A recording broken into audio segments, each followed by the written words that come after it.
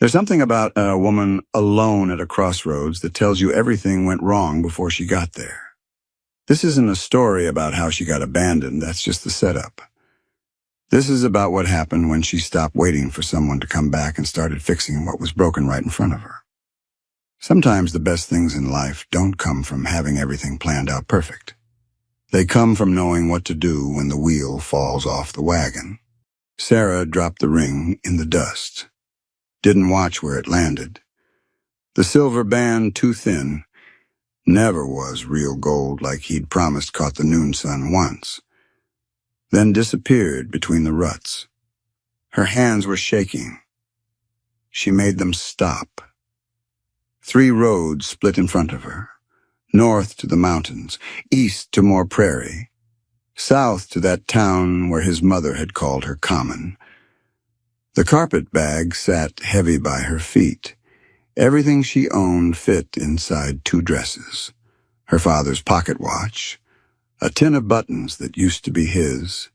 2 hours she'd been sitting here, her face burned, lips cracked at the corners where she'd licked them dry.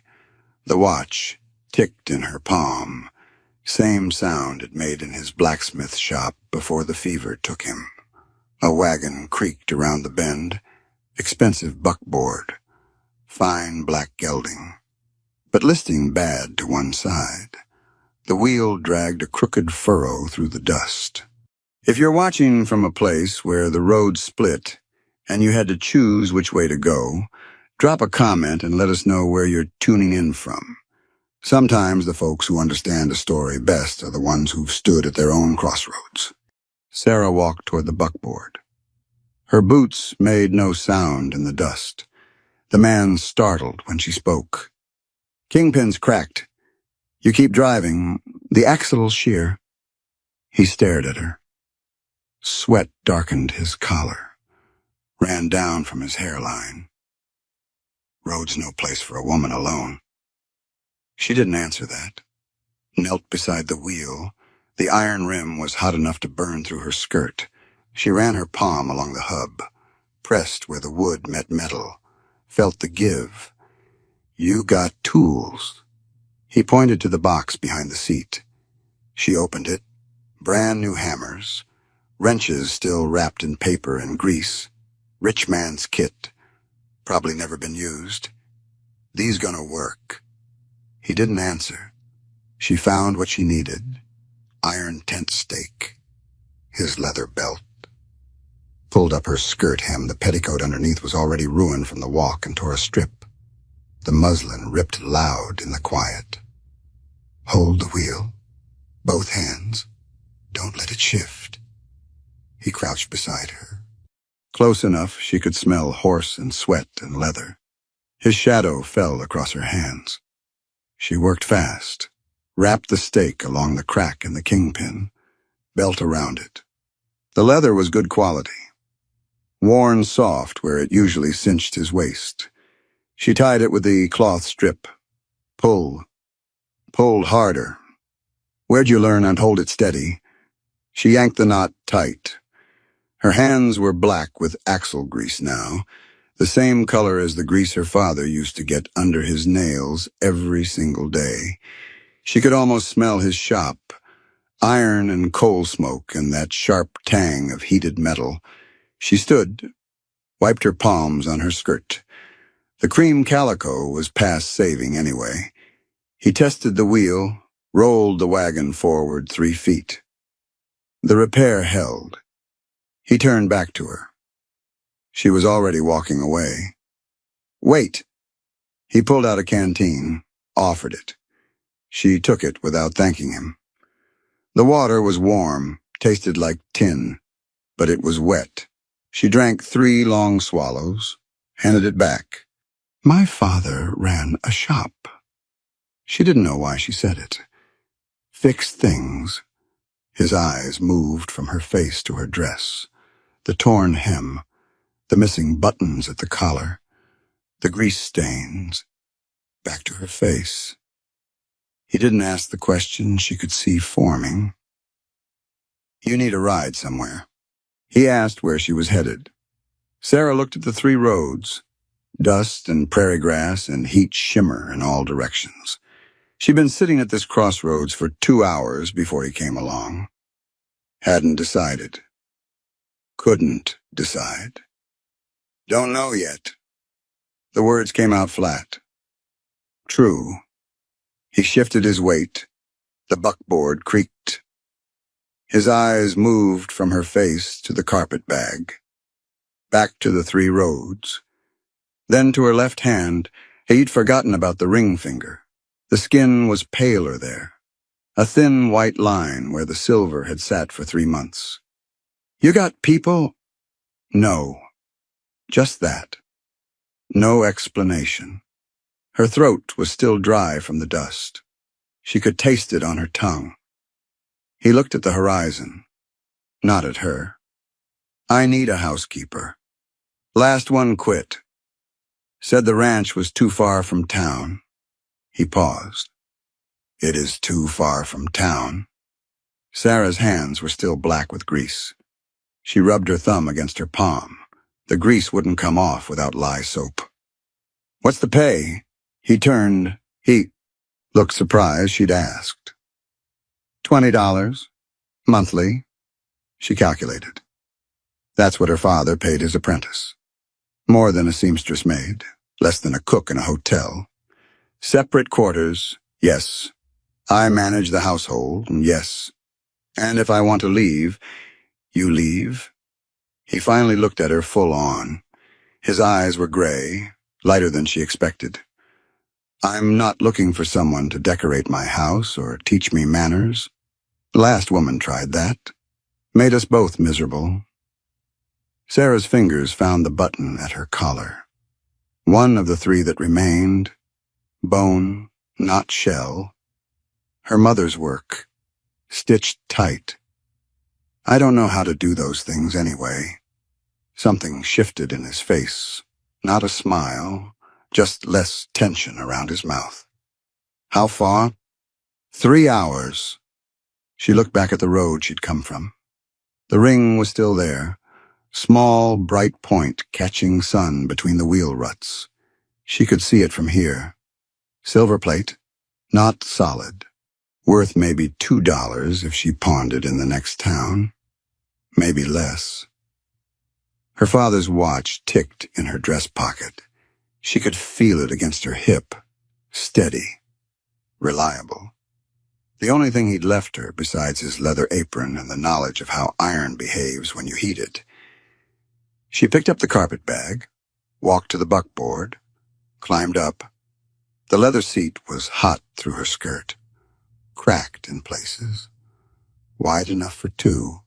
She sat on the right side, set the bag between her feet. The brass clasps clicked against each other. He stood there for a moment.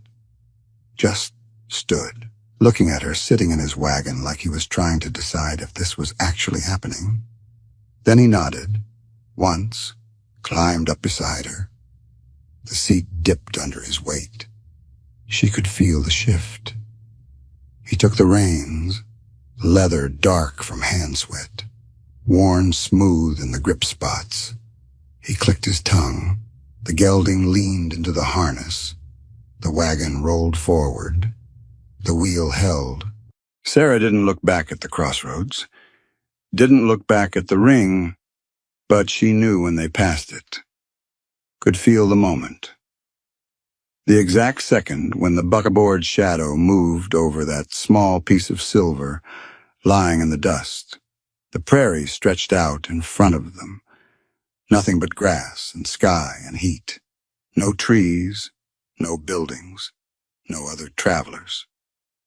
Just the two of them and the sound of the wheel creaking and the gelding's hooves and the harness brass jingling.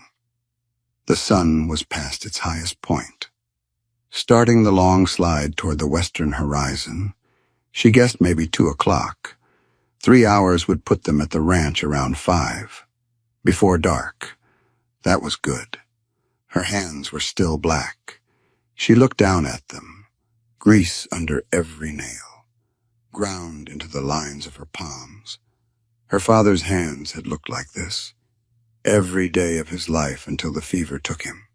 She'd washed his hands after he died, scrubbed them with lye soap and a brush, scrubbed until her own hands bled. The grease never completely came out. Even in death, iron had marked him. The man beside her hadn't said his name. She hadn't offered hers. They rode in silence. The wagon rocked with the uneven ground. Prairie grass bent in waves with the wind. Gold green, waist high in places. The seed heads heavy. After what felt like an hour, he spoke. "Name's Silas." She waited. "Then Sarah." He nodded. Didn't ask for more. Didn't offer more. Another stretch of silence. The sun was lower now, slanting. The shadows from the grass grew longer. Sarah's back hurt from sitting rigid. She let herself lean back slightly. The seat wasn't comfortable, but it was better than standing at that crossroads. Better than walking any of those 3 roads alone with nothing but a carpet bag and 19 cents in her pocket. Her stomach tightened. She'd agreed to go to a ranch 3 hours from anywhere with a man whose last name she didn't know, to live in his house, to work for him. Her mother would have called her foolish. Her father might have understood. The wheel creaked. The same wheel she'd just repaired with his belt and a strip of her petticoat. She could see it from where she sat. The leather wrap holding, the stake keeping the kingpin from splitting completely. Temporary fix. Would last maybe 10 miles. Maybe 15 if they went slow. Silas was going slow. The ranch appeared on the horizon, just as the sun touched the far edge of the prairie. White house, red barn, corrals, and 3 men standing by the barn watching the buckboard approach. The buckboard rolled into the yard as the sun touched the horizon. The house stood 2 stories tall, white clapboard with paint peeling at the corners. Functional, not fancy. A big barn behind it. Red paint solid and fresh. Cedar corrals with good fencing. 3 men by the barn stopped working. Stood there, watching. Silas pulled the gelding to a stop. Set the brake. The men didn't move. Just watched. Sarah's hands tightened on her carpet bag. Silas climbed down. Walked toward the men. Sarah stayed in the buckboard. Her legs were stiff from 3 hours of sitting. The leather seat had left creases in her skirt. "New housekeeper," Silas said, loud enough for her to hear. "Miss Sarah." He didn't say her last name. She didn't know his until an hour ago. Kane, he'd mentioned it when pointing out where his land started. The 3 men nodded. One lifted his hat, gray hair underneath. All 3 of them were old, 50 at least, maybe 60. Weathered faces, bent backs. Not the young ranch hands she'd expected. They looked at her once, then went back to work. No question, no comments. Sarah climbed down from the buckboard. Her boots hit the dirt. Her knees wobbled. She locked them straight. Silas unhitched the gelding, led it toward the barn. The 3 men followed him. She heard low voices. Couldn't make out words. She stood in the yard holding her carpet bag. The house in front of her. The barn behind. Prairie stretching in every direction. No other buildings in sight. No road except the one they'd just traveled. The door to the house stood open. She walked toward it. Up 3 wooden steps. Across a porch with boards that creaked. Through the doorway. The interior was dim after the brightness outside. She blinked.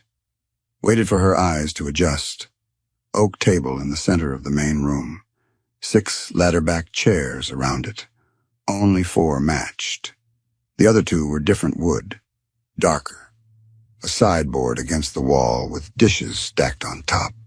No cabinets. No curtains on the windows. Clean floors. Swept recently, but bare. A staircase led up, narrow, steep. This way. She turned. Silas had come in behind her. Quiet. She hadn't heard him. He walked past the table to a door on the right side of the room. Opened it. Housekeeper's room. Sarah followed him. The room was small, maybe 10 feet square. One window facing east. Iron bed frame against the wall. Nothing else. The floor was swept clean. Bare wood. No rug. "I'll have furniture brought." He said it looking at the empty floor, not at her. Sarah set down her carpet bag. The sound echoed. She walked to the window, looked out, could see the corrals from here, the prairie beyond, rats moving in waves, with the wind. "Thank you." Silas nodded, left, pulled the door closed behind him. Sarah stood in the empty room. First time she'd been alone in hours. First time since the crossroads. She could hear him moving in the other room, boots on wood. Then the creak of the stairs. She sat on the bed frame. The iron was cold through her dress. Her hands started shaking. She watched them shake, couldn't make them stop at first. Then she pressed them flat against her thighs, pressed hard. The shaking slowed, stopped. She stood, smoothed her skirt. The grease stains were still there, black against cream. Her hands were still dirty, too. She needed water, soap. The room felt too big with nothing in it. Her voice would echo if she spoke. She didn't speak. She opened her carpet bag, 2 dresses inside, her father's pocket watch, the tin of buttons, his leather apron folded small at the bottom. She lifted out the apron, unfolded it. The leather was cracked, burn marks from forged sparks. It still smelled like smoke and coal and heated iron. She held it for a moment, then folded it again, set it on the floor beside the bed frame. Her stomach felt hollow. She hadn't eaten since morning. 1 piece of hardtack at the crossroads. That was hours ago. She left the room, closed the door behind her. The main room was darker now. The sun had dropped below the horizon. Orange light came through the windows, but fading fast. She found the kitchen through a doorway on the opposite side. Cast iron stove against the wall, still warm when she touched it. A wood box beside it with split logs. She opened the stove door, coals glowing red. She added wood, small pieces first, then larger. The fire caught, orange flames licking up. A sideboard held supplies, salt pork in a crock, canned tomatoes, tin labeled Red Cross, flour in a cloth sack, lard, coffee, salt. She found a pan, cut 3 slices of salt pork, set them in the pan on the stove. The meat sizzled, grease pooled. The smell filled the kitchen. Her stomach cramped. She made biscuits, flour, lard, salt, water from the pump by the sink, mixed it with her hands. The dough was sticky. She added more flour, kneaded it on the sideboard, cut circles with a tin cup, set them on a flat pan, put the pan in the oven. The salt pork was done. She moved it to a plate, opened the can of tomatoes, poured them in the pan with the grease. Let them heat. Footsteps on the stairs. Silas came into the kitchen, stopped in the doorway. Didn't have to cook.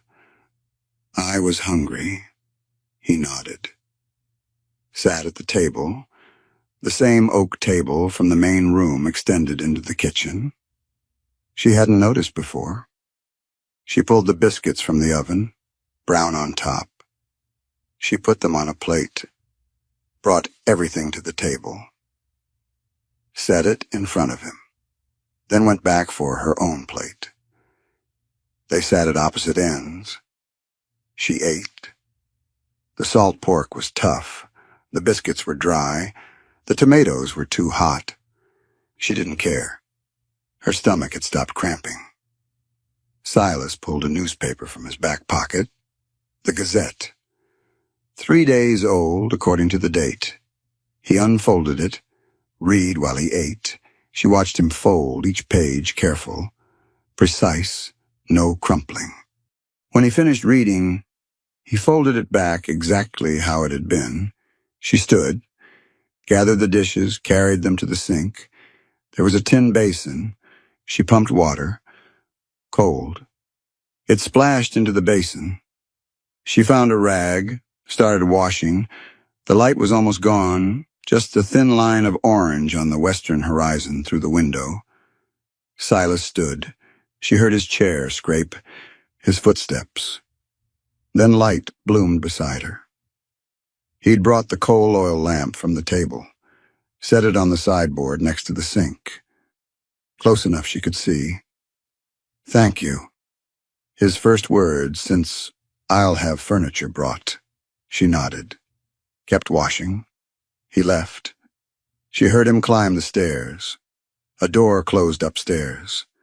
She finished the dishes, dried them with a towel she found hanging on a nail, stacked them back on the sideboard, wiped down the table, checked the stove, banked the fire for morning. The lamp flame wavered in the draft from the window.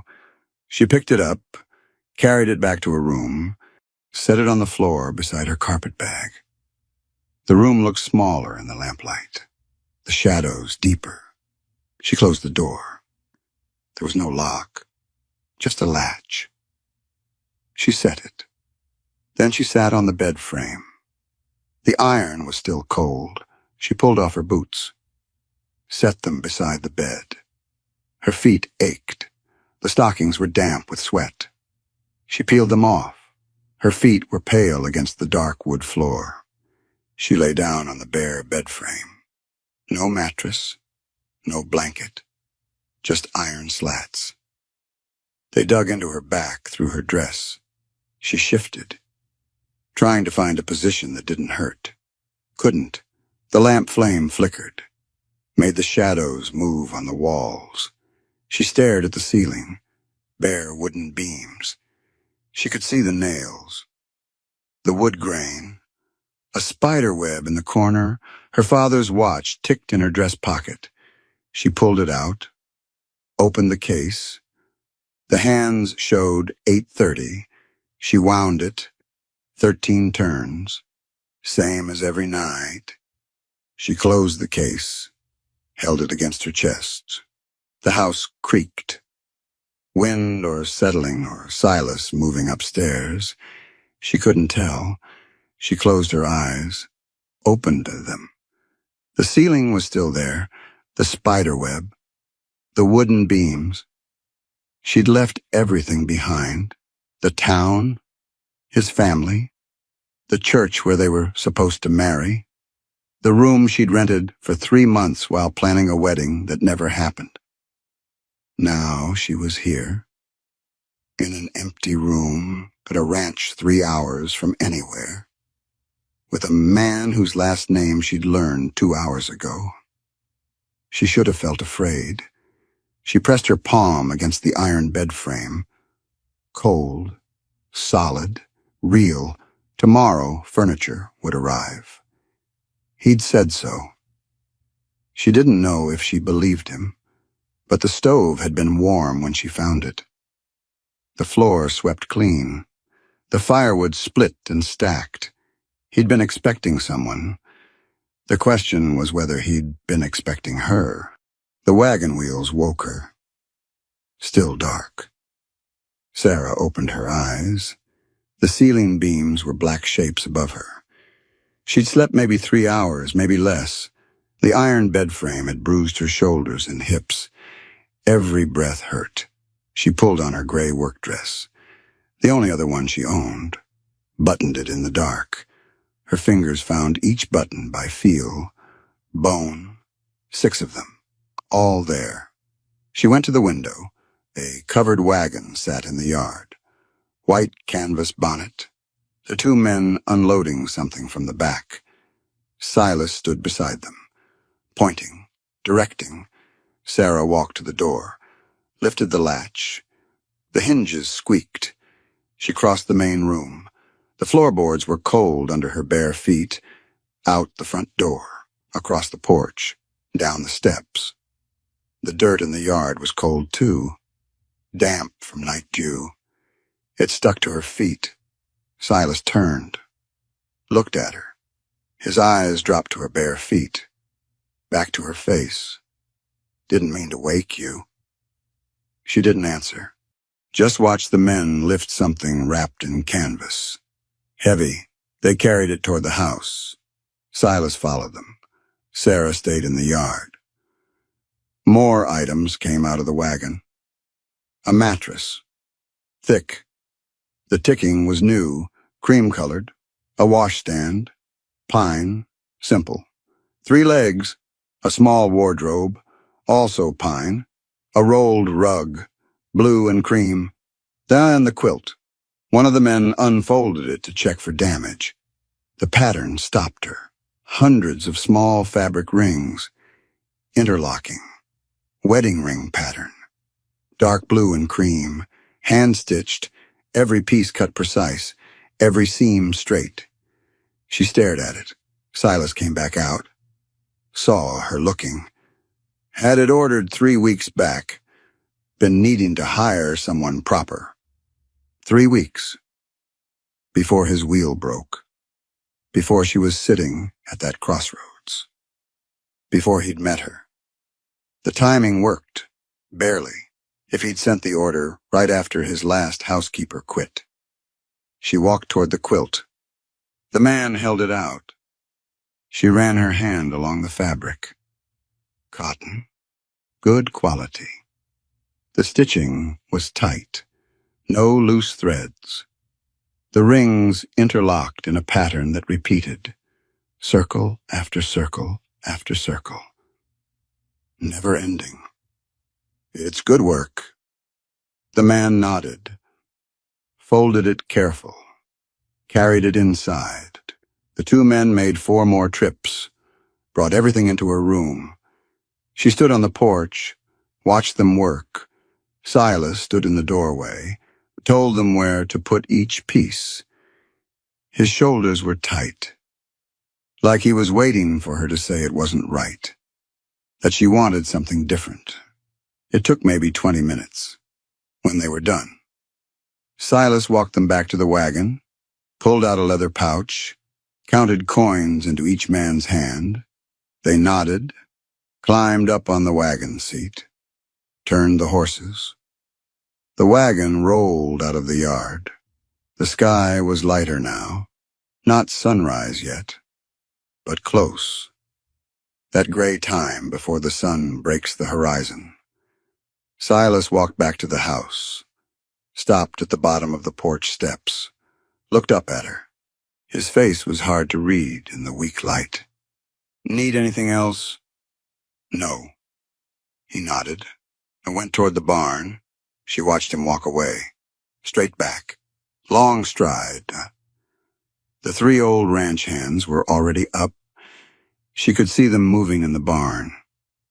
Hear the sound of hay being forked, horses nickering.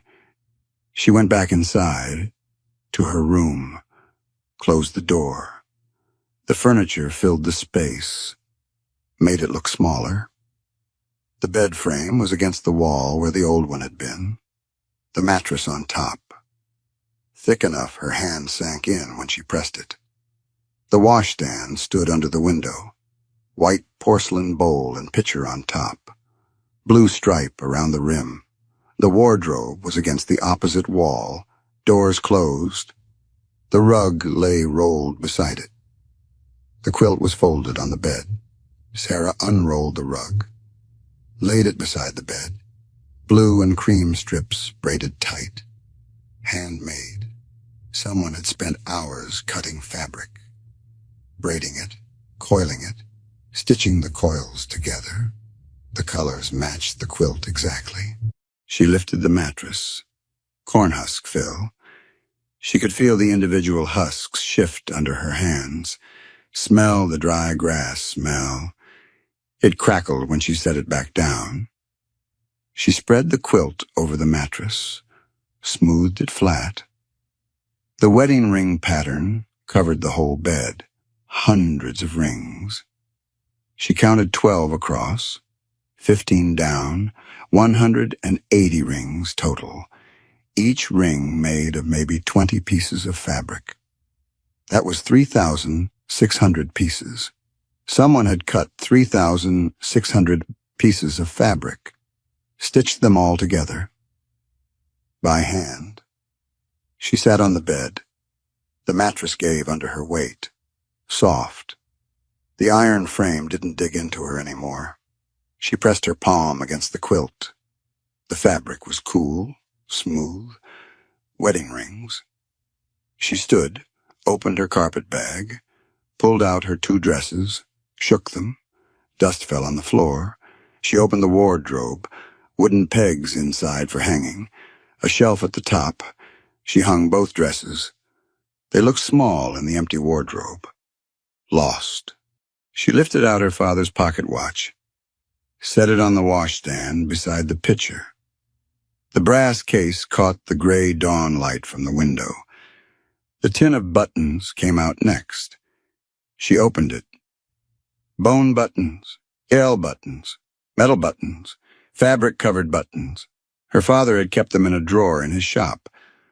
For when a customer needed one replaced, she'd taken the whole tin after he died, set it beside the watch. Last was his apron. She unfolded it. The leather was stiff, cracked in places, burn marks from forged sparks. One strap was broken. She'd meant to fix it. Never had. She looked around the room, found a nail sticking out of the wall beside the wardrobe, probably left from a previous picture or shelf. She hung the apron on it. The leather hung crooked because of the broken strap, but it hung. First thing she'd put up. She stepped back, looked at the room, the bed with its quilt, the washstand with her father's watch and tin of buttons, the wardrobe with her dresses, the rug on the floor, the apron on the wall. It looked like someone lived here. She sat on the bed again, put her hands in her lap. Her palms were still stained black from yesterday's axle grease. She should wash them. Lye soap would take most of it off. Not all. Never all. Her throat felt tight. She swallowed. Swallowed again. Her eyes burned. She pressed the heels of her hands against them, hard, until she saw stars. Dropped her hands. The room was still there, still real. Footsteps in the hall. A knock on the door.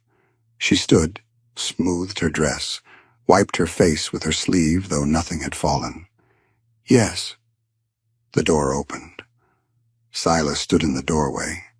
Didn't come in. Just looked. His eyes moved around the room. The furniture. The apron on the wall. Back to her face.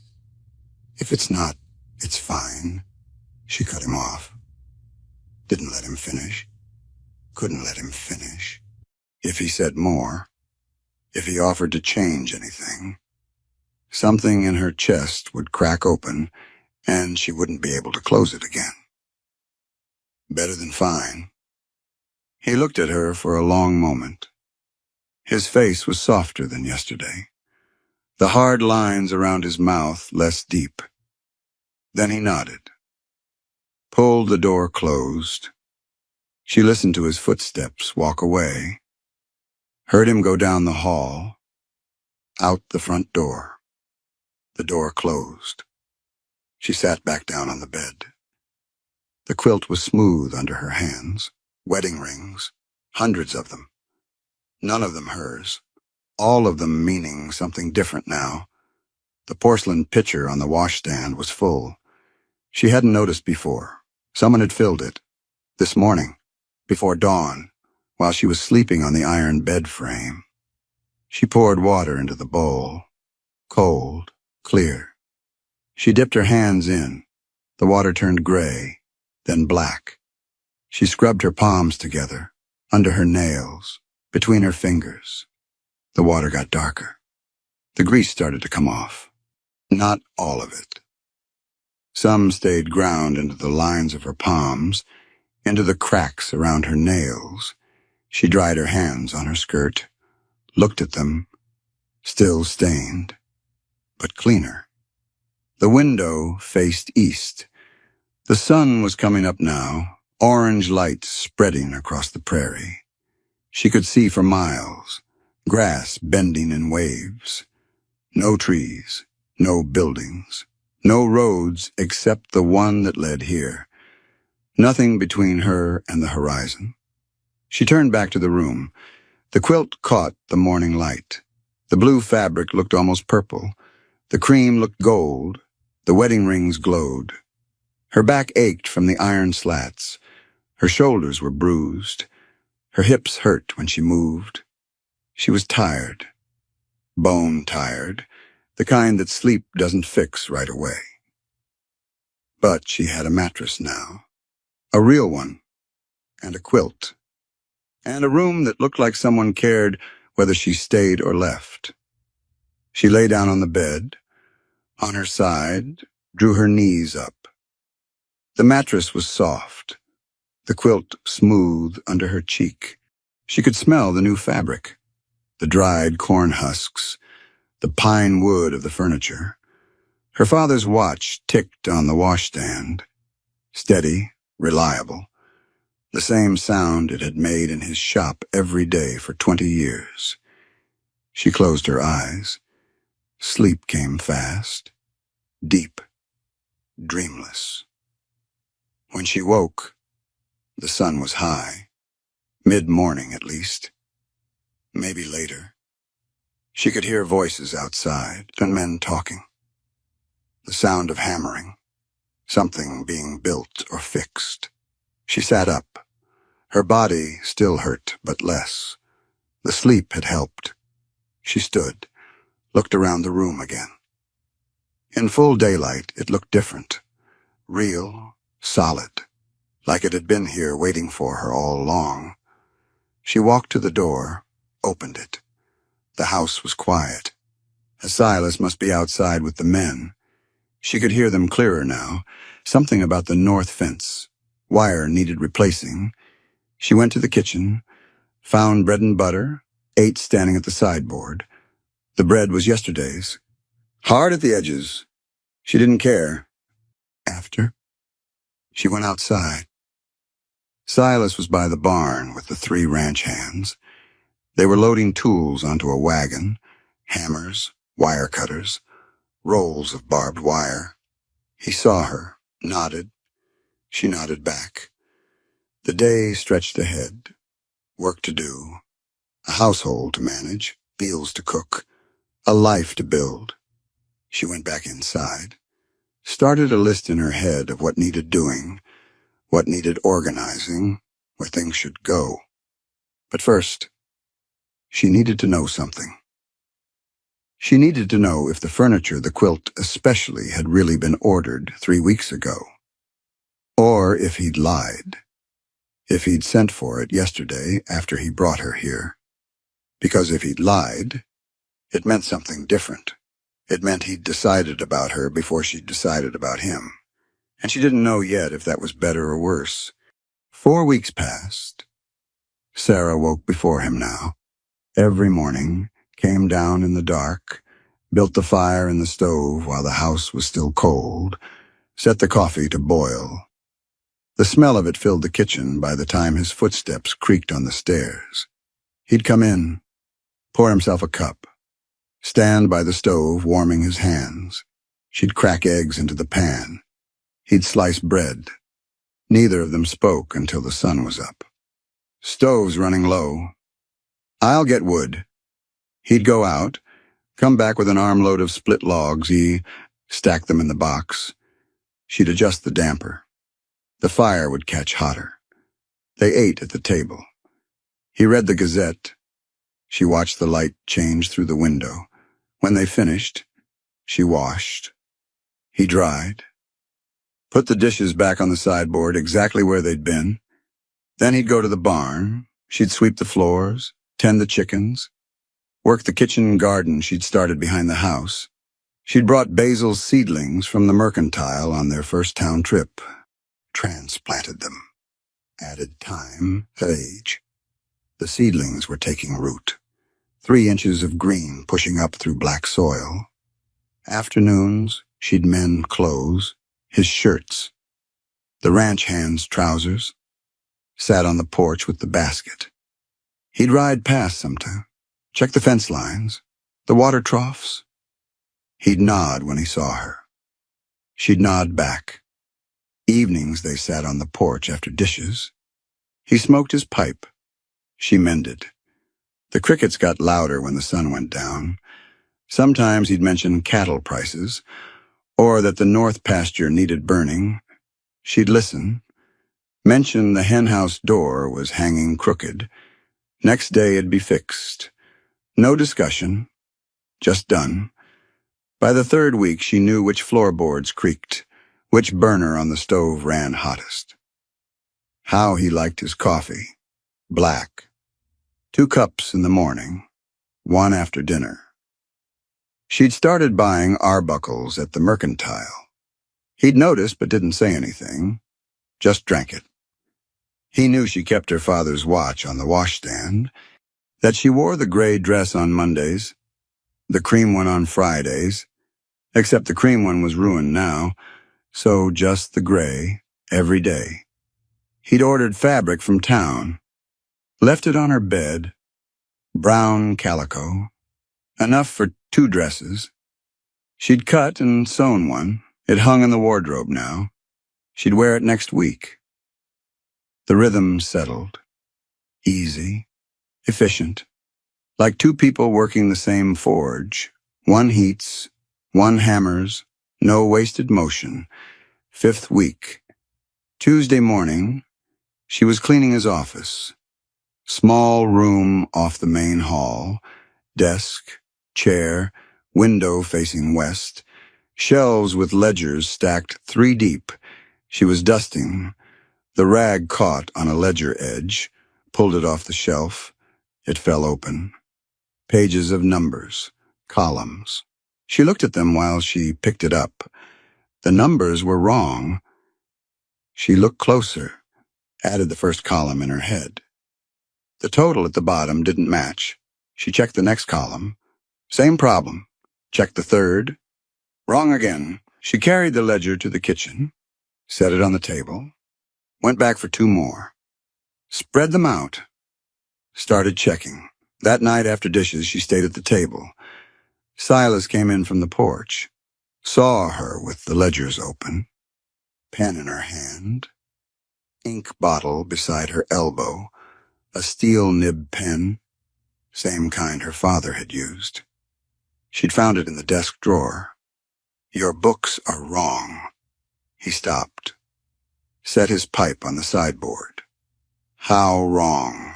Last bookkeeper couldn't add. Eyes turned 1 ledger around, pointed at a column. This says 412 and should be 398. Pointed at another. This says 206, should be 183. He pulled out a chair, sat, leaned over to see. His shoulder nearly touched hers. She could smell pipe tobacco and leather, and the dust from riding. Can you fix it? Yes. She worked 3 nights. He'd bring her coffee without asking. Set it beside her elbow, watch her work for a minute, then leave. She'd hear him go up the stairs, his door close. She'd keep working, the lamp burning low, the pen scratching, India ink staining her fingers black. She reorganized everything. New columns, income, expenses, Cattle sales separate from feed costs. Wages separate from supplies. Dates in order. Subtotals every month. Grand totals at the end. The numbers told stories. In March, he'd paid $240 for hay. In April, $260. In May, $280. Same supplier. Same amount of hay. Price climbing. 10% each month. $20 here. 20 there. Small enough not to notice. Big enough to matter over a year. She showed him. This is wrong. He studied the pages. His finger traced the columns, following her work. You're sure? Yes. He rode to town next day, came back at dusk, walked into the kitchen where she was frying pork chops. The grease popped in the pan. You were right. Supplier was overcharging, said it was a mistake, gave me a credit. How much? $100. She flipped the pork chops. Fat spattered on the stove. She wiped it with a rag. Good.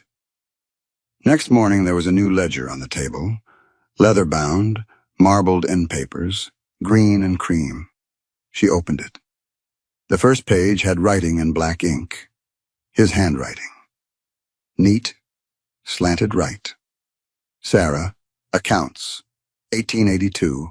She ran her finger over the letters. The ink was dry. He must have written it last night. After she went to bed, after he knew she'd saved him money, after he knew she could be trusted with more than cooking and cleaning, she sat, opened to the first blank page, dipped the pen, started a new entry, date, income, expense, her handwriting next to his on the page, smaller, tighter, but there, permanent. The evenings got longer. After dishes, they'd sit on the porch. He'd smoke. She'd mend. But the silence felt different now. Not uncomfortable. Just quiet. The kind of quiet that doesn't need filling. One night he spoke first. You ever wonder why I don't live in town? She bit off a thread. Started another stitch. Mending a tear in his shirt sleeve. No. Most men with money do. Big houses, neighbors, church socials every Sunday. You don't want those things. No. He drew on his pipe. The tobacco glowed red. Too much performance. She looked at him. He was staring at the prairie. The moon was up. Full. White. It lit the grass silver. You mean lying? I mean pretending you're something other than what you are. He tapped ash from his pipe. Wearing the right clothes, saying the right things, going to the right places. All of it false, all of it for show. She nodded, went back to her mending. Her father used to say something similar about iron, how it didn't pretend, how it just was. Hot or cold, bent or straight, rusted or clean. No performance, no lies. My father used to say iron doesn't perform. It just is. Silas looked at her. The pipe smoke curled between them, drifted on the night breeze. That's right. They sat. The crickets got louder. A coyote called from somewhere north. Another answered, far off.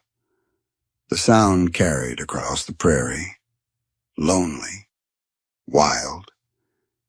She finished the mending, folded the shirt, set it in the basket. I should sleep. He nodded. She stood and went inside, to her room, closed the door, sat on the bed. The quilt was smooth under her hands, wedding rings, hundreds of them. She pressed her palm flat against the pattern, felt the stitching, the careful work. Someone's time, someone's care, put into fabric, put into pattern, made to last. The house creaked, his footsteps on the stairs, his door closing. She lay down, pulled the quilt up. The room was dark, except for moonlight through the window. She could see the outline of her father's apron on the wall, crooked because of the broken strap, but there, hanging, marking this place as hers. She closed her eyes. Her father's watch ticked on the washstand, steady, reliable, the same rhythm as always. She thought about the ledger with her name on it. The ink dried now. Permanent. Not just housekeeper. Not just employee. Something more. Something she didn't have a word for yet. But something real. Sleep came slow, but it came. Morning came. She woke before dawn like always, built the fire, started the coffee. He came down. They worked together in the kitchen.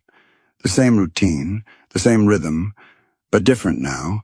Something had shifted, like gears that were loose and now they're meshing. Everything running smoother, everything fitting better. Friday, the end of the 5th week, she was working in the garden behind the house. The basil was 6 inches tall now, full, green. She was weeding between the rows. The soil was black under her nails.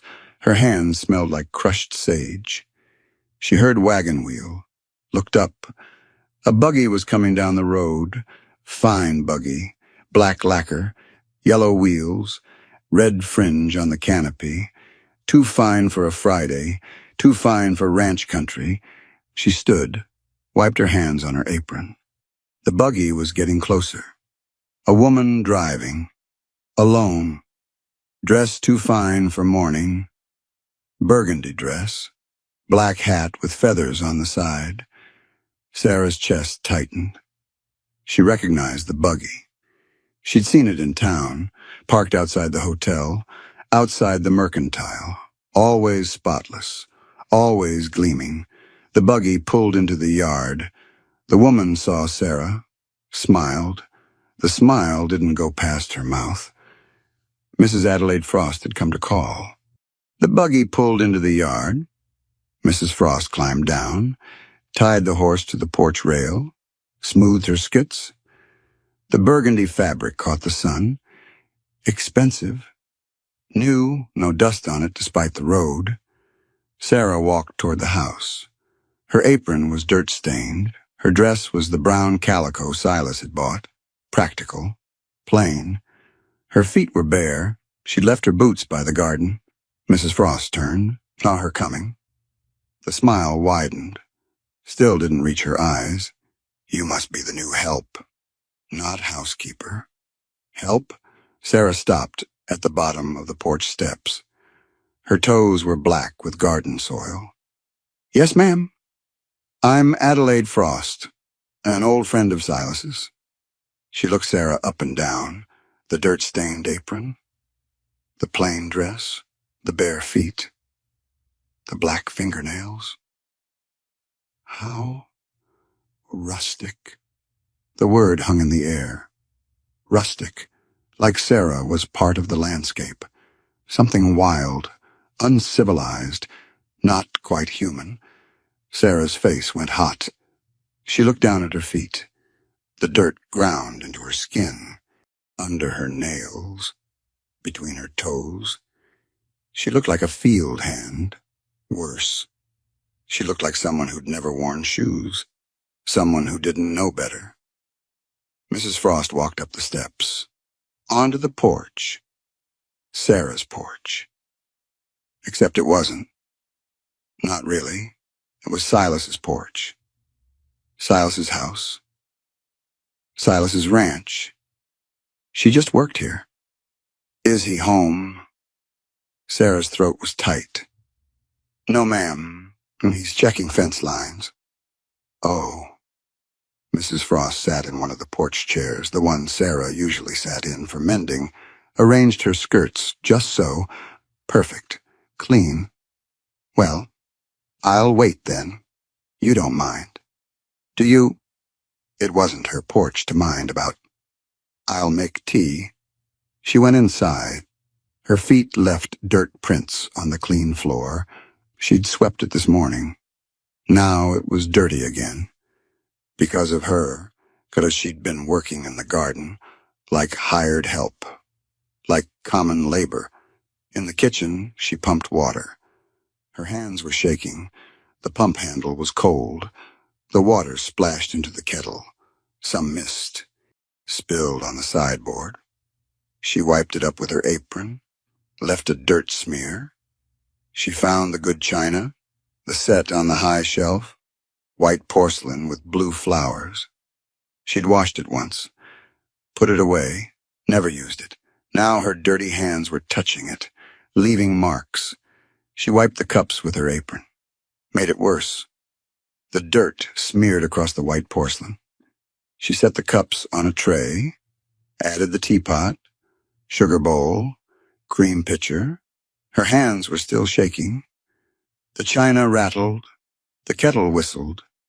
She made the tea, let it steep, carried everything to the porch. The tray was heavy. Her arms trembled. The cups rattled harder. Mrs. Frost watched her set it down. "How lovely. Real china." "I wasn't sure Silas even had any." Sarah poured. Her hand shook. Tea slopped over the rim of Mrs. Frost's cup, into the saucer. Mrs. Frost's eyebrows went up. She didn't say anything, just watched Sarah pour her own cup. More tea in the saucer. Sarah's face burned hotter. She sat in the other chair, the one Silas usually sat in. It felt wrong, too big, like she was a child in an adult's chair. Mrs. Frost sipped, made a small face, set down the cup. "How long have you been here?" "5 weeks." "My, that's quite a while." Mrs. Frost's eyes moved over Sarah again. The dirty apron, the plain dress, the bare feet with black toes. "You must find it lonely. Just the two of you out here. No other women, no proper company." Sarah's hands tightened on her cup. The porcelain was thin. She could feel it flex under her fingers. "I'm not lonely." "Of course not." Mrs. Frost smiled. That same smile. "Still, people talk. You understand? A single woman, a single man, living in the same house, no chaperone, no family. It's such an conventional arrangement." The word hit like a slap. Unconventional. Another way of saying wrong, improper, shameful. "I'm the housekeeper." "Oh, yes, of course. That's what everyone says." Mrs. Frost picked up her cup again, sipped. "But you know how small towns are. People see what they want to see. They make assumptions. And when a woman lives alone with a man..." She trailed off, let the implication hang. Sarah's stomach twisted. She knew what Mrs. Frost was saying, what people in town were saying, that she was his mistress, that she'd sold herself for a roof and meals, that she was no better than a prostitute, just with a fancier name. "I work for him." "I'm sure you do." Mrs. Frost set down her cup. "It's just such a delicate situation for both of you. I felt I should come see for myself, as a friend. Make sure everything was appropriate. Appropriate." Sarah wanted to laugh. There was nothing appropriate about her. She was a woman alone, abandoned at a crossroads. No family, no references, no past she could claim without shame. She'd climbed into a stranger's wagon and come to his ranch and moved into his house. And now she wore the dresses he bought and ate the food he provided and slept under the quilt he'd ordered. She owned nothing, was nothing, just help, Just someone he'd hired because his last housekeeper quit. Mrs. Frost stood, smoothed her skirts. Well, I should go. But do think about what I said. Silas, about the social next month. It would be good for you to come to town more often. Show people everything is proper here. Hoofbeats. Silas rode into the yard, saw the buggy. His jaw tightened. He dismounted, tied his horse, walked toward the porch. Adelaide. His voice was flat, cold. Sarah had never heard him sound like that. Mrs. Frost smiled. Silas, there you are. I was just having tea with your housekeeper. The pause before housekeeper was deliberate, pointed. Such a charming girl. That's kind of you. Well, I should go. But do come to the social. Everyone would love to see you. She turned to Sarah. Her smile went sharp. And you, dear, if you ever need anything. A woman to talk to. Advice about your situation. Do come see me in town. Sarah nodded. Couldn't speak. Her throat had closed. Mrs. Frost walked down the steps, untied her horse, climbed into the buggy, turned it. The yellow wheels gleamed. The red fringe swayed. She drove away. The buggy disappeared down the road. The dust settled. Neither Sarah nor Silas moved. Then he sat in the chair Mrs. Frost had used, picked up the teacup, set it down. It was still half full. Cold now. He looked at Sarah. She get to you. Sarah stared at her own teacup. There was a crack in it, hairline, from rim to handle. She didn't remember dropping it, but there it was, broken, like everything else. She stood, picked up the tray. The cups rattled. Tea sloshed. She carried it inside, set it on the kitchen table, stood there with her hands flat on the wood. The dirt under her nails was so black, so thick. She'd scrubbed them before making tea. It hadn't helped. The dirt was too deep. Ground in, permanent. Silas came in, stood in the doorway. What'd she say? Sarah shook her head. Couldn't look at him. If she looked at him, she'd see what Mrs. Frost saw. A woman with no name, no past, no claim to anything, living in his house, or eating his food, wearing his charity, pretending to be something she wasn't. Doesn't matter. It does if it's bothering you. I'm fine. She wasn't fine. She was standing in a kitchen that wasn't hers, in a house that wasn't hers, on a ranch that wasn't hers. She'd been pretending for 5 weeks that this was home, that she belonged here, that she was building something real, but Mrs. Frost was right. She was just help. Just a woman Silas hired. And if he got tired of her, if he found someone better, someone appropriate, she'd be back at that crossroads, or somewhere worse. She walked past him, out the back door, to the garden, knelt between the basil rows, started pulling weeds, hard, fast.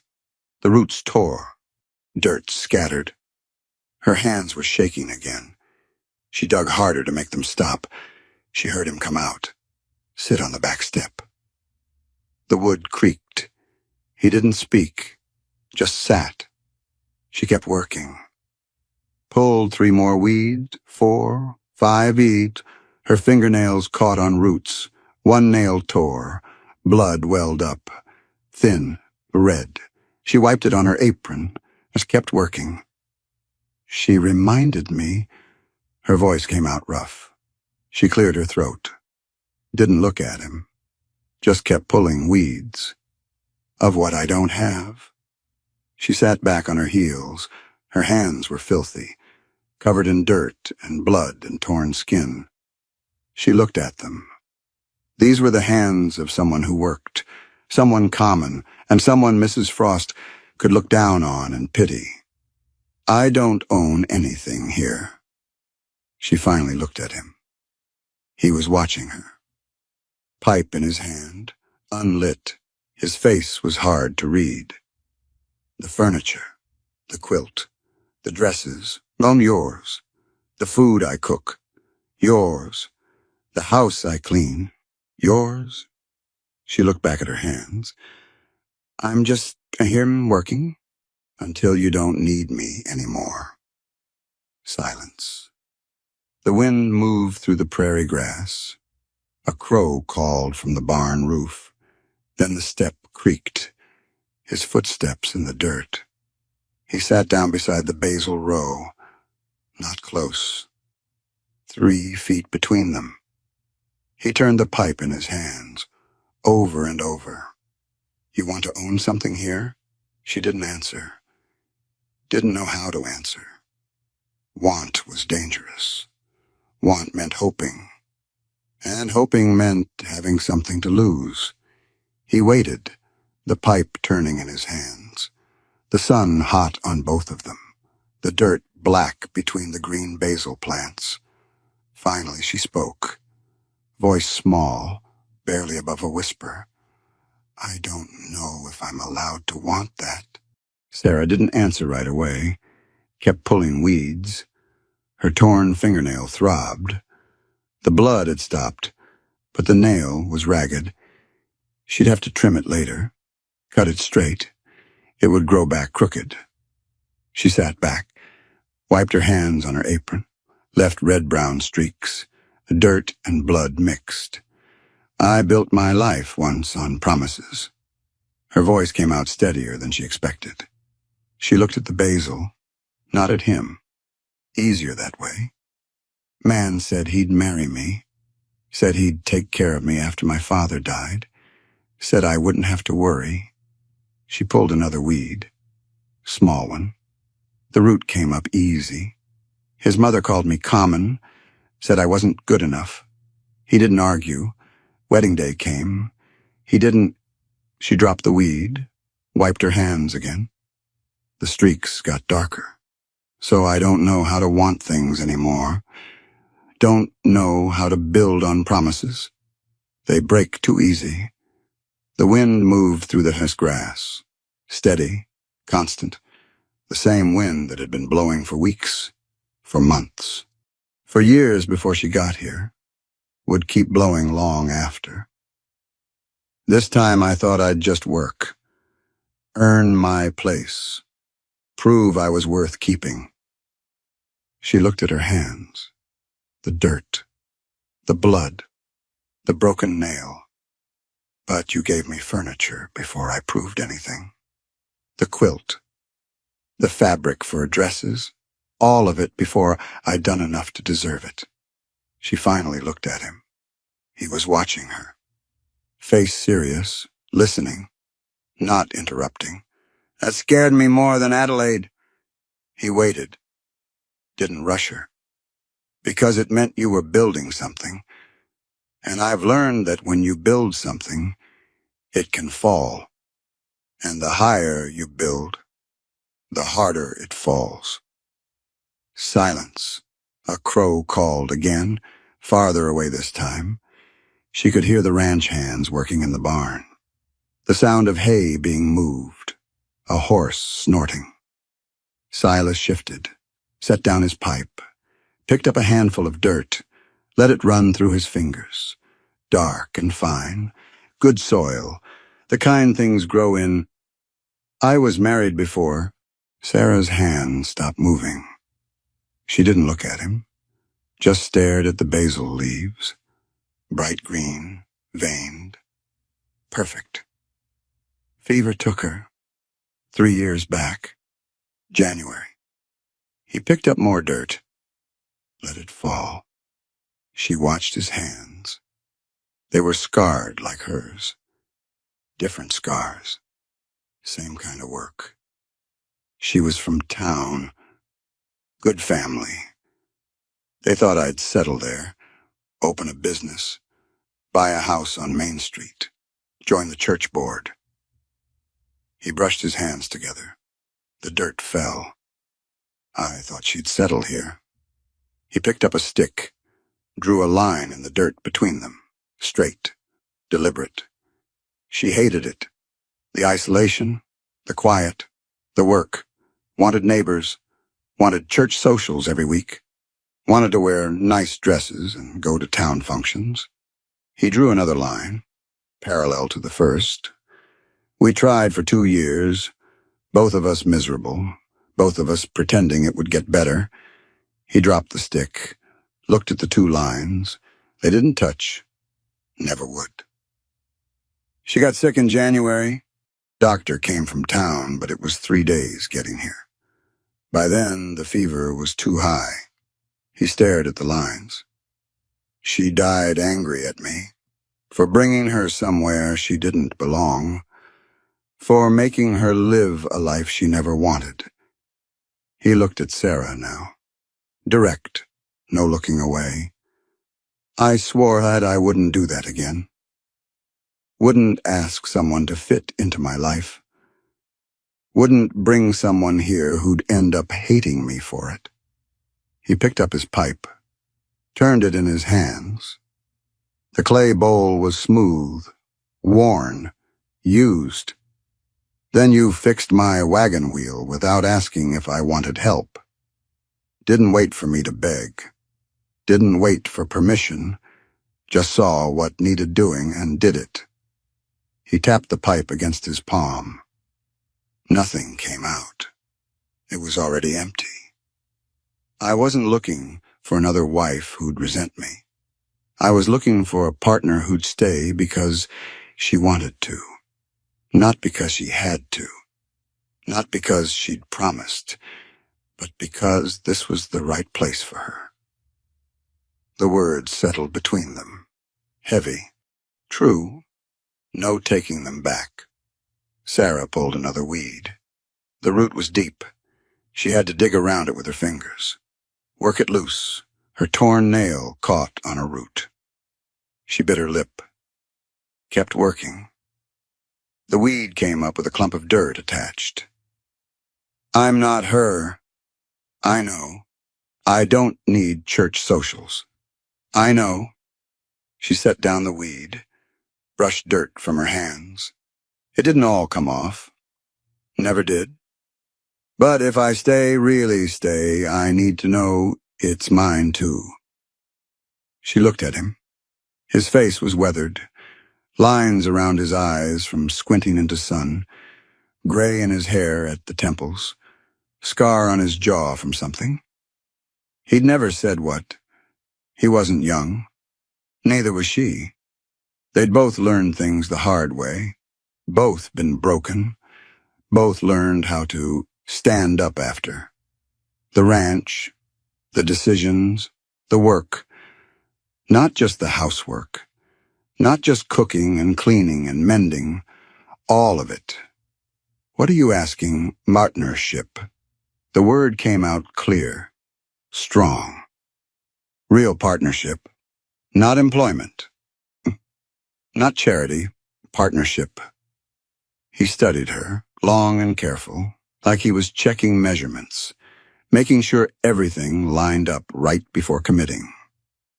Then he held out his hand. She looked at it. Dirt under his nails, same as hers, scars from barbed wire across his knuckles, calluses from rains, work-hardened, real, the hand of someone who'd built things, fixed things, made things last. She took his hand. They shook, not soft, not gentle, hard, firm, the way men shake when they strike a bargain at the stockyard. When money changes hands, when deals get made that matter. His grip was strong, steady, calluses rough against her palm. Her hand looked small in his, but her grip matched his. Pressure for pressure. Equal. Partners, then. Partners? They held the grip. 3 seconds, 4, 5, then released. Sarah's palm tingled where his had been. She rubbed it against her thigh. The dirt smeared. She stood, brushed dirt from her knees. It clung to her dress, her apron, her hands. All of her was dirt now, earth and the stuff things grow from. I should finish weeding. He stood too, picked up his pipe, brushed dirt from his pants. I should check the south pasture. Heard coyotes last night. They stood there, 3 feet apart, the basil between them, the prairie stretching out around them, the ranch spread out like something built to last, something worth building on. Then he nodded. Once, turned, walked toward the barn. She watched him go. Straight back. Long stride. The same walk she'd seen that first day at the crossroads when his wagon limped toward her, with the broken wheel dragging. She knelt back down, picked up another weed, pulled it. The root came clean. She set it aside, oosed to the next one. Her hands weren't shaking anymore. That night she lay in bed staring at the ceiling. The moonlight made the beams look silver. She could hear him moving upstairs, the creak of floorboards, water pouring, his door closing. The house settled into night sounds, wind, crickets, the occasional pop from the cooling stove. She thought about his hand in hers, the way it felt, solid, real, like iron, and that's been worked right, hammered and tempered and tested, the kind that holds partnership, not marriage, not employment, something else, something new, and something she was building from the ground up with her own hands, with his hands, together. She thought about Mrs. Frost's words. People talk. Let them talk. Let them think what they wanted. She knew what this was. So did Silas. That was enough. But knowing what it was and having proof of it were different things. A handshake was private, hidden. No one else saw it. No one else knew. And if something happened, if he got sick, if he died, if his family came claiming the ranch, she'd have nothing, no proof, no standing, just another woman working for a man who'd shown her kindness. She needed more than a handshake. She needed something legal, something that couldn't be taken away, something that said she belonged here not because he allowed it, but because it was hers by right. Sleep came slow, restless. She woke twice, once to wind rattling the window, once to a sound she couldn't place. Maybe a dream, maybe nothing. Morning came. She woke before dawn like always, built the fire, started the coffee. He came down. They worked together in silence. The same routine, but different now. Everything different. After breakfast, he went to his office. She heard drawers opening, papers shuffling, the scratch of pen on paper. It went on for an hour, maybe more. Then he came out, walked into the kitchen, where she was kneading bread, flour on her hands, on the table, on her apron, and he was carrying papers, official-looking and heavy cream paper. She could see writing, black ink, dense. He set them on the corner of the table, away from the flour. Need your signature. She looked at the papers, then at him. His face was serious, calm, like he'd made a decision and was sure about it. She wiped her hands on her apron. The flour dusted off, mostly. She picked up the papers, read the top one. Partnership agreement. Iron Creek Ranch. Between Silas Kane and Sarah Hawthorne. She read it careful, every word, every line, legal language but clear enough, equal partnership in the operation of the ranch, equal say in decisions, equal share in profits. If either party wanted to dissolve the partnership, assets would be divided equal. If one died, the other inherited their share. Not marriage, not employment. Partnership, legal, binding. Her hands started shaking again. She set down the papers, pressed her palms flat on the table. Flour dust rose, settled. This is... She couldn't finish. Didn't have words for what this was. He pulled out a chair, sat. We'll need to file it at the courthouse. Make it official. But I wanted you to read it first. Make sure it says what you want it to say. She picked up the papers again. Read them slower. Every clause, every provision. Her name was there, written in his hand, Sarah Hawthorne. Partner. When did you write this? Last night, after we talked. Last night, while she was lying awake wondering if a handshake was enough. He'd been upstairs writing this, making it real, making it permanent. Why? He looked at her. That direct look he had, the one that saw through everything fall straight to what was true. Because a handshake's private. This is public. This says you own half of everything here. Not because I'm being kind, not because you work hard, because you're my partner, legal, equal. If something happens to me, this ranch is yours. Can't be taken away. Can't be questioned. Her throat went tight. She swallowed. Swallowed again. The papers blurred. She blinked. They cleared. I don't know what to say. Say if it's right. If it's what you want. She read it again. The words didn't change. Partnership. Equal. Legal. Real. It's right. He stood, went to his office, came back with the pen, the steel nib one, the ink bottle, set them beside the papers. Sign it then. She dipped the pen. The nib came up black. She tapped it against the bottle rim. Once, twice, then she signed. Her handwriting was smaller than his, neater. Each letter formed careful. Sarah Hawthorne. Partner. The ink was wet, shiny. She set down the pen. Didn't blow on the ink. Just let it dry. Silas signed below her name as witness, then dated it. September 15th, 1882. 3.5 months since that crossroads. Since the broken wheel. Since she'd climbed into his wagon with nothing but a carpet bag and 19 cents. Now she owned half a ranch.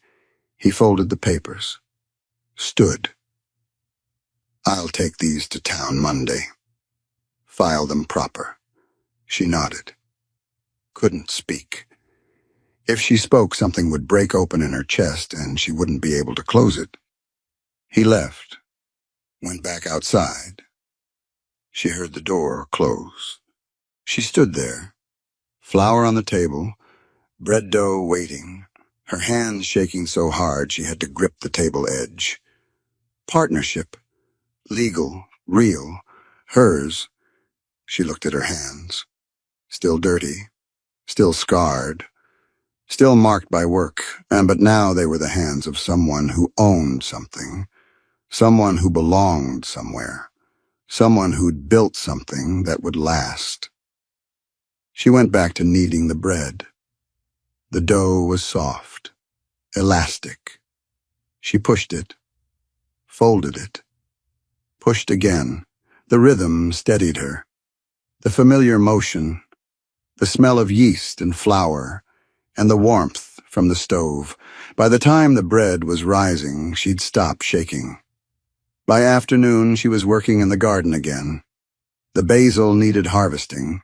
She cut the tops, left the stems. They'd grow back. That's how basil worked. Cut it, and it grew stronger. She heard hoofbeats, looked up. Silas was riding back from the south pasture. He saw her, nodded. She nodded back.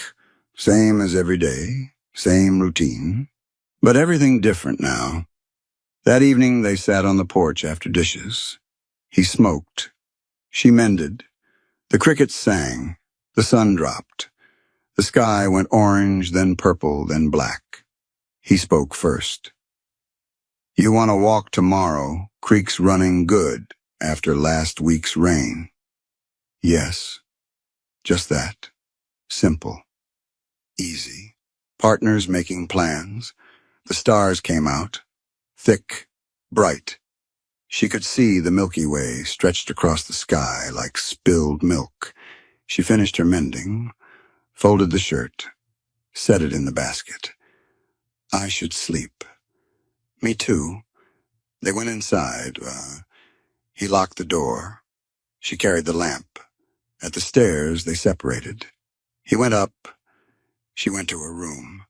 She closed the door and set the lamp on the washstand. Looked around the room. The furniture. The quilt. The rug. The apron on the wall. All of it hers now. Not borrowed. Not given. Hers. She sat on the bed. Pulled off her boots. Her feet were clean tonight. She'd washed them before dinner. Scrubbed the dirt out. They still smelled like sage. That scent that didn't wash off. Just lived in your skin. She lay down. Pulled the quilt up. Wedding rings. Hundreds of them. Blue and cream and perfect stitching. She pressed her palm against the pattern. Felt the fabric. The work. The care. Tomorrow they'd walk to the creek. Make plans for spring planting. Talk about expanding the garden. Building a chicken coop big enough for more hens. All the small things that added up to a life. A real life. One she was building with her own hands. She closed her eyes. Her father's watch ticked. Steady. Reliable. The same rhythm it had kept for 20 years. Iron doesn't perform, he used to say. It just is. She was learning that. Learning to just be. Without pretending. Without performing. Just existing as herself. Sarah Hawthorne. Partner. Owner. Woman who fixed broken things and built things that lasted. Sleep came easy. Deep. Dreamless. When she woke, it would be to coffee already brewing and bread already rising and a full day of work ahead, same as always, same rhythm, same partnership. But now when people in town whispered, when Mrs. Frost smiled her cold smile, when anyone questioned whether Sarah belonged here, there'd be papers at the courthouse that said otherwise, legal, binding, permanent. She belonged here because she'd earned it, because she'd built it, because it was hers. 3 weeks passed. The partnership papers sat filed at the courthouse, recorded, legal, Sarah's name in the county records next to Silas's. Equal owners, Iron Creek Ranch. They'd gone to town on Monday, like he'd said, walked into the courthouse together, filed the papers. The clerk had looked at them over his spectacles, read the document, looked at Sarah, then at Silas, stamped it without comment, filed it in the big leather-bound book where property records lived. Walking out, they'd passed Mrs. Frost on the boardwalk. She'd seen them, started to smile, and stopped. Something in the way they walked side by side, neither ahead nor behind, made her pause. She'd nodded, kept walking. No questions, no comments. Word had spread, not fast, but steady, the way things spread in small towns. By Thursday, the mercantile owner had asked Sarah's opinion on ordering winter stock. By Saturday, the banker had tipped his hat to her on the street. By the second week, no one questioned anymore.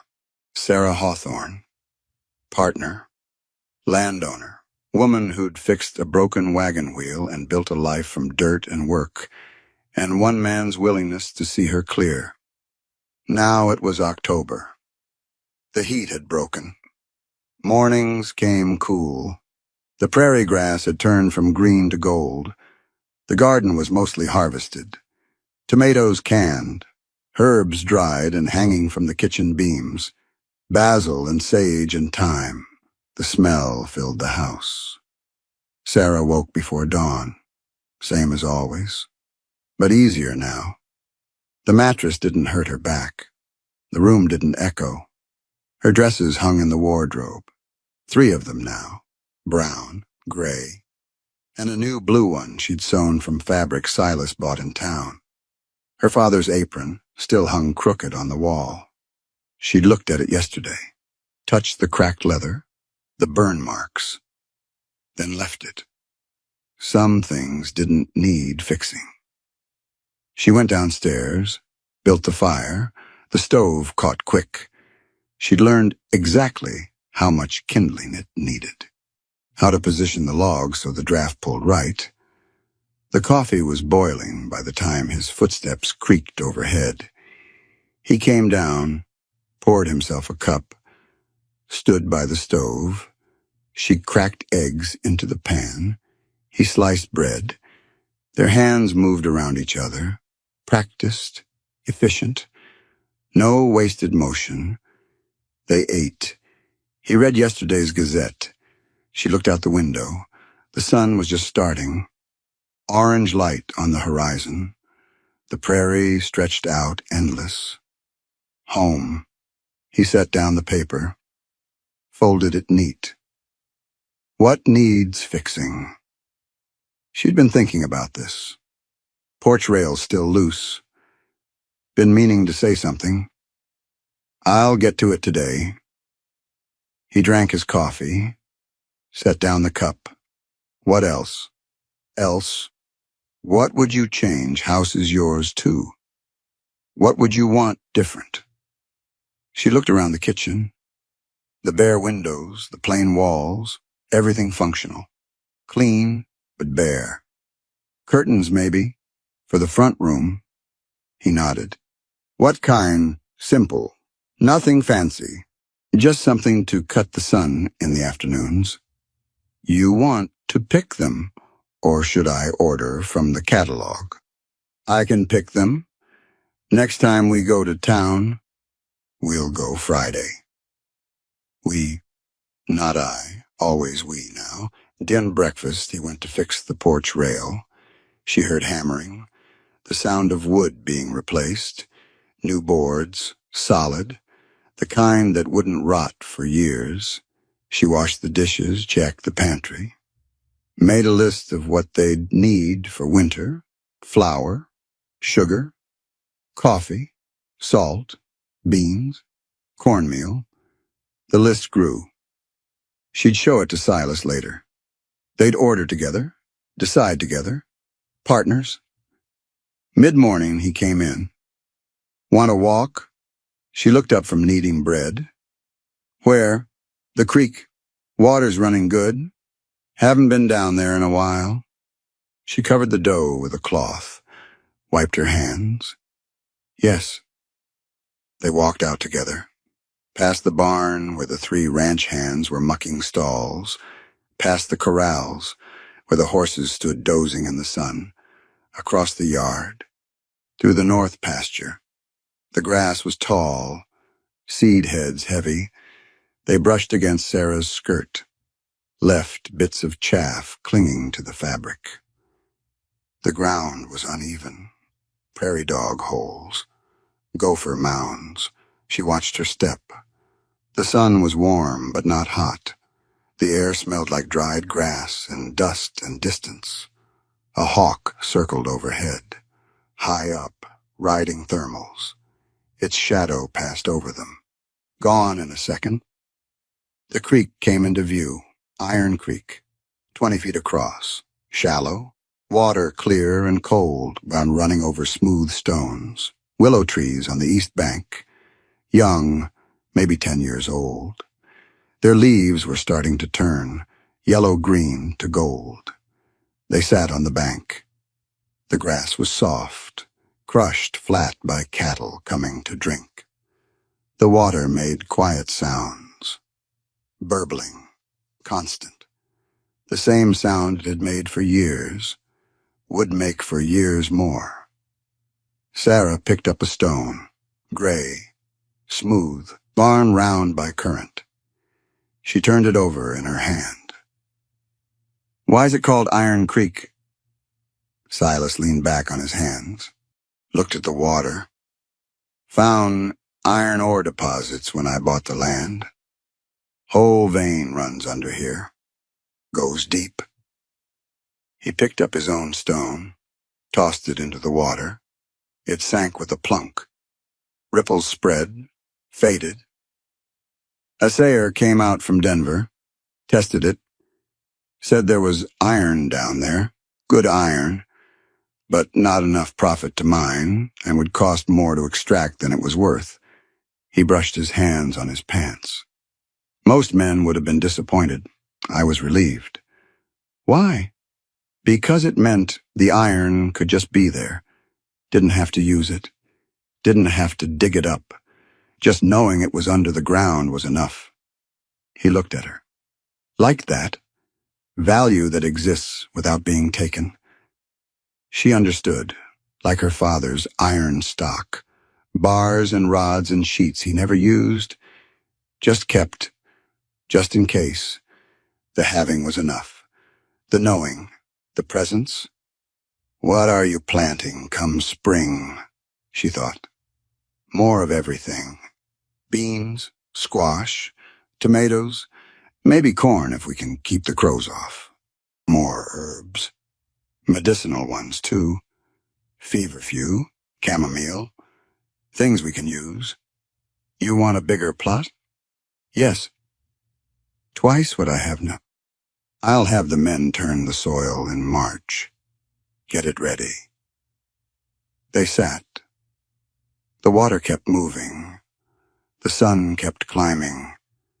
The shadows shortened, then started to lengthen again. You ever think about leaving? He asked. The question didn't surprise her. She'd thought about it herself, late at night sometimes, when the wind was strong, when the house creaked, when the isolation pressed in. No. Do you? No. He picked up another stone. Didn't throw it, just held it. But you could. Papers are legal. You own half. Could sell your share, take the money, go wherever you wanted. I know. I want you to know you can. She looked at him. His face was serious, open. He meant it. Wasn't testing her. Wasn't threatening. Just stating fact. I don't want to. He nodded, set down his stone. Good. They sat in silence. The comfortable kind. The kind that comes when two people understand each other. When words aren't necessary. When being is enough. A coyote called somewhere west.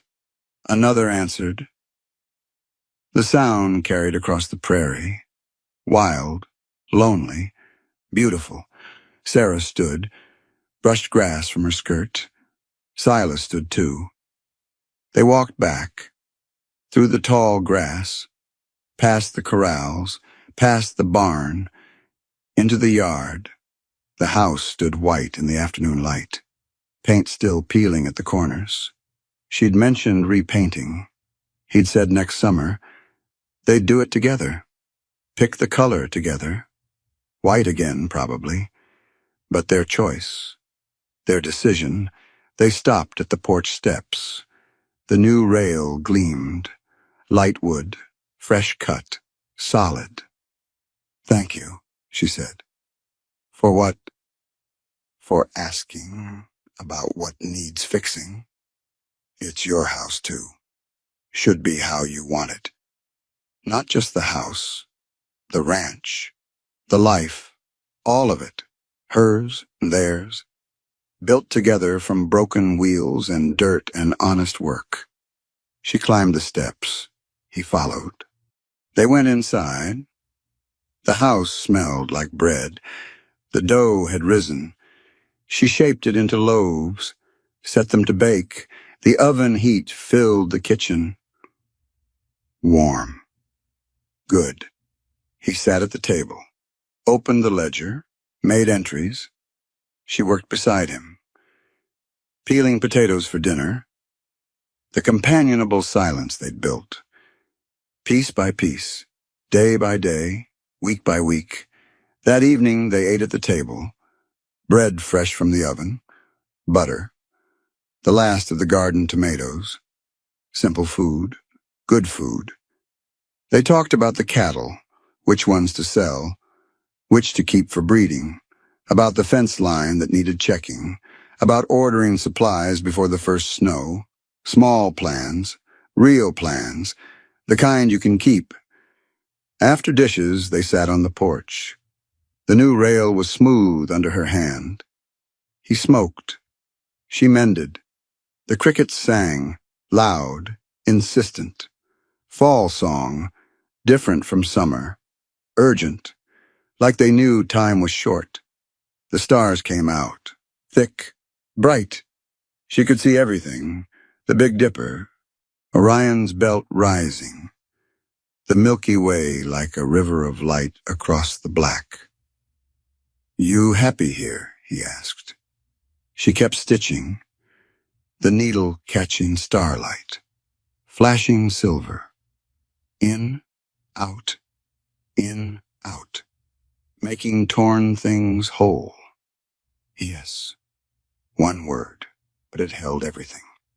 The crossroads, the broken wheel, the empty room, the furniture, the quilt, the ledger with her name, the partnership papers, the garden, the creek, the iron underneath, all of it. Me too. They sat. The night got deeper, colder. She finished her mending, folded the shirt, set it in the basket. I should sleep. Me too. They went inside. He locked the door. She carried the lamp. At the stairs, they separated. He went up. She went to her room. She closed the door, set the lamp on the washstand. Her father's watch sat beside the porcelain pitcher, ticking, steady. She wound it. 13 turns. Same as always. She looked around the room. Everything in its place. Everything hers. The bed, the wardrobe, the rug, the apron hanging crooked on the wall. She walked to the apron, touched the leather, cracked, burned. Real. The smell of smoke and iron and work still faint in the grain. I did it, Papa, she whispered. I built something that'll hold. She sat on the bed, pulled off her boots. The quilt was smooth under her hands. Wedding rings, hundreds of them, blue and cream and perfect stitching. She lay down, pulled the quilt up. The fabric was soft from washing, worn in the right places, loved, used, real. She closed her eyes, listened. The house settling, wind outside, Silas moving upstairs, his door closing, her father's watch ticking, the familiar sounds, the sounds of home. Tomorrow she'd wake before dawn, build the fire, start the coffee. He'd come down, they'd work together. The same routine, the same partnership, building something day by day, something that would last. She thought about the crossroads. 4 months ago. A lifetime ago. 3 roads splitting. Her sitting there with nothing. No direction. No hope. Just dust and heat and emptiness. She'd chosen the East Road. Or it had chosen her. Either way, she was here now. Not because she had nowhere else to go, but because this was where she belonged. Partnership. Ownership. Home. Iron doesn't perform, her father used to say. It just is. She'd learned that, finally, how to just be, without pretending, without performing, just existing as herself. Sarah Hawthorne, partner, owner, woman who fixed broken things and built things that lasted. Sleep came easy. Deep.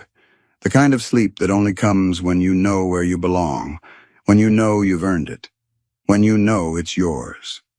The last thing she heard was her father's watch. Ticking, steady, reliable, marking time and building hours into days, days into weeks, weeks into a life she'd built with her own hands, with dirt and work, and one man's willingness to see her clear, to stand beside her, to build something together that would hold. There's something quiet that settles in when a story like this one ends. Not relief exactly, not satisfaction, just that familiar weight of knowing some things can't be fixed with promises, only with time and work done side by side.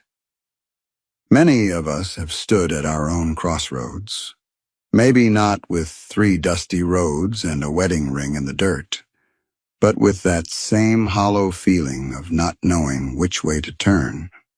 And maybe some of us learn, like Sarah did, that the best partnerships aren't built on rescue or romance, but on competence and respect, on 2 people who see each other clearly and choose to stay anyway. We don't always get the dramatic ending. Sometimes it's just coffee at dawn and hands that know where things go. Sometimes it's a partnership paper, filed at the courthouse, and a garden plot that needs turning come spring. Small things, real things, the kind that hold, it's all right if this story doesn't tie up neat. Life rarely does. Sarah still has dirt under her nails. The house paint still peels at the corners, but she owns half a ranch now, and that's enough. That's more than enough. Thank you for sitting with Sarah and Silas these past weeks, for staying through the quiet parts, for listening all the way home.